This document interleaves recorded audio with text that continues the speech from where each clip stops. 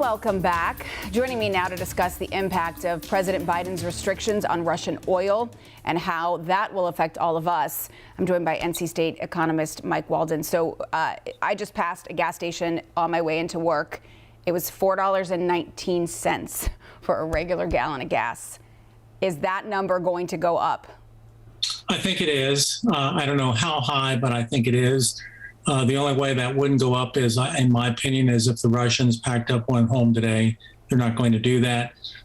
We've entered a new phase, I think, with us banning the purchase of Russian oil. We've now heard about Poland potentially providing MiG jets to the Ukrainians. So it looks like rather than going in a direction where this conflict will simmer down, it's heating up. And that's not good for gas prices. It's really not good for overall inflation because not only are gas prices going up, pretty much every commodity is going up.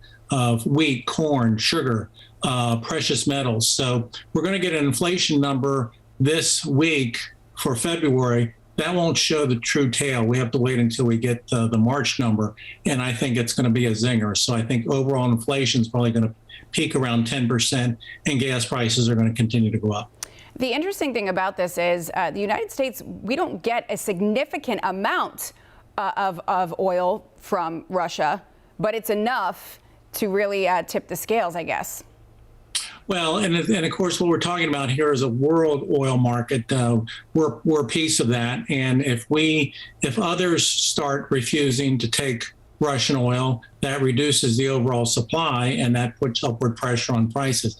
I think what we may see in potentially coming days is an announcement from the Biden administration is that they've convinced one of two countries, Venezuela or Saudi Arabia, to immediately ramp up production. Both of those countries can do that.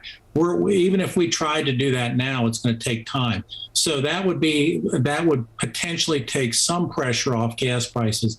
But gas prices are not just responding to, or oil prices aren't responding to supply demand.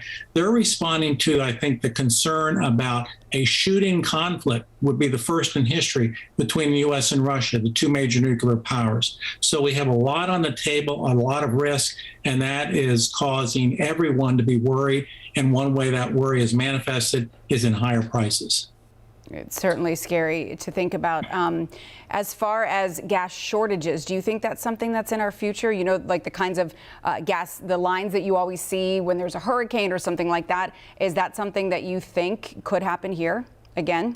Well, we could, for example, try to alleviate some of the pressure of higher prices by saying to people, we're not going to allow you to buy all the gas you want to. We're going to force you to buy less, which would put some downward pressure on prices. And that could be done like I lived through in the 70s when we had the odd even days based on your license plate.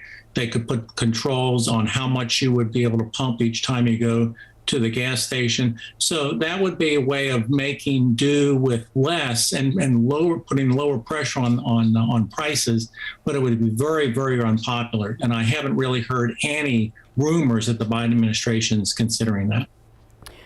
Mike Walden, always great to get your perspective. Thanks so much for joining us.